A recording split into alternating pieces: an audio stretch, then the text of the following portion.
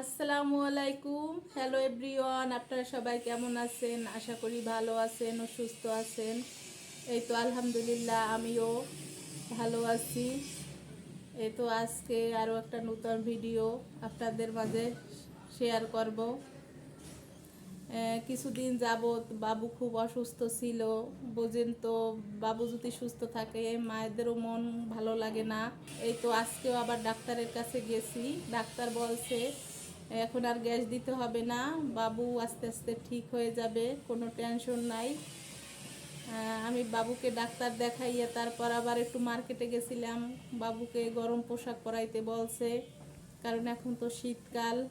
এই তো ভালোই ঠান্ডা পড়ে রাত্রে, তাই বেশি কিছু না, বাবুর জন্য 2 জোড়া মোজা আর একটা টুপি এনেছি আমি।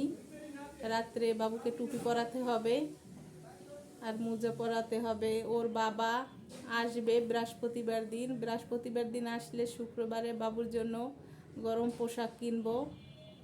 এই তো আমার বাবা বাবা আন্টি আঙ্কেলদের হাই বলে দাও, বলো আমার জন্য দোয়া করবেন আন্টিরা আঙ্কেলেরা, বলো আন্টি আঙ্কেলদের সাথে একটু বাবা কথা বলো। এই যে আমার সোনা বাবাটা, আমার বাবার জন্য আপনারা দোয়া করবেন। এই ঠান্ডার ভিতরে যেন শীতের ভিতরে আমার বাবাটা শরীরটা ভালো থাকে। বাচ্চা পোলাপানের শরীর যদি মাদেরও ভালো লাগে, তো বাচ্চা পোলাপান যদি অসুস্থ থাকে তাহলে মায়েদেরও খুব খারাপ লাগে। এই যে আমার বাবাটা এখন সুস্থ। আমি তো ভয় পেয়ে গেছি যখন বলছে বাবুর সমস্যা, এক্স-রে করছি, 2টা ব্লাড টেস্ট দিয়েছে, তখন বলছে বাবুর অবস্থা খুবই খারাপ।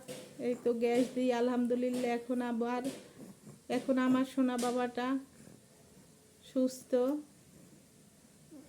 তাস তাস তাস এখন এই তো ডাক্তার দেখাইয়া আসছি, এখন প্রায় 12টা বাজে। আমার দুপুরের রান্নাও করতে হবে। আজকে আমি পাঙ্গাস মাছ রান্না করব আলু দিয়া। এখন প্রায় 1টা বাজে, কারণ বাবুকে নিয়ে বলছি, ডাক্তার দেখাইতে গেছিলাম, এই জন্য আর কি আমার রান্না করতে লেট হয়ে গেছে। আজকে আমি পাঙ্গাস মাছ রান্না করব। এই যে অলরেডি আমি ভাত বসাইয়ে দিছি, আমি সকল মশলা দিছি, এখন মাখাইয়ে নেব। বেশ সুন্দর করে আমি এই পাঙ্গাস মাছটা ভাজি করব।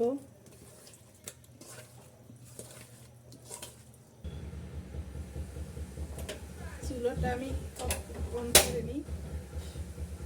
এই তাওয়াটা আমি পাঙ্গাস মাছ রান্না করব। দেব পরিমাণ মতো যতটুকু তেল দরকার।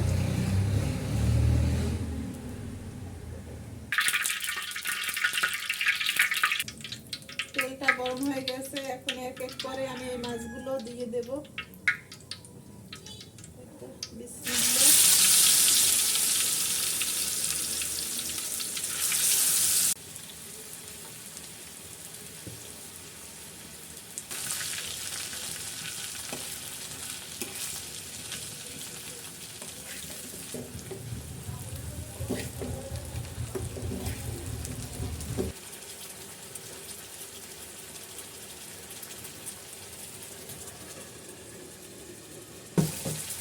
এই যে এখন আমি মৌ দিয়ে দেব।